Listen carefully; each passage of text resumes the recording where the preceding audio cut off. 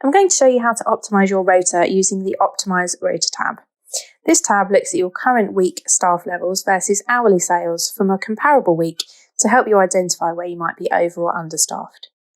The comparable week is the week you selected to pull your forecasts from on the Forecast tab.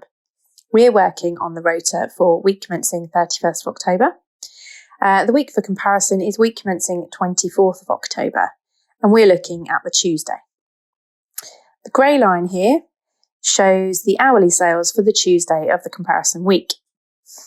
The red line shows the net sales figures you're expecting from each staff member for each hour. This gives you an immediate visual representation of where you might be understaffed, the spikes, and overstaffed, the troughs.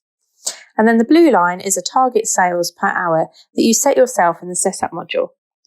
You would set this as the highest amount of sales each staff member could cope with on average without service suffering. You may well need to tweak this figure over time as you learn more. You can also set your minimum staff levels in the setup module, which the system will not suggest you go below. So on this day, we can see that between 5 and 6 p.m, we have 4 staff scheduled on, but are expecting only £107.60 in sales. That works out as £26.90 per staff member.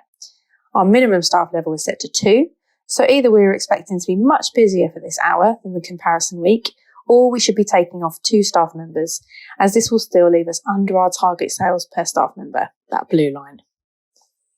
From 8 p.m. to 9 p.m, we're in a similar position, and we could drop 1 staff member here and still be under our target.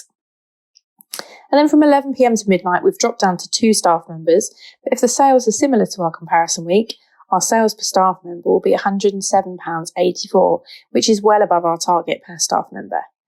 We will be asking too much of our staff here, and the service is likely to suffer.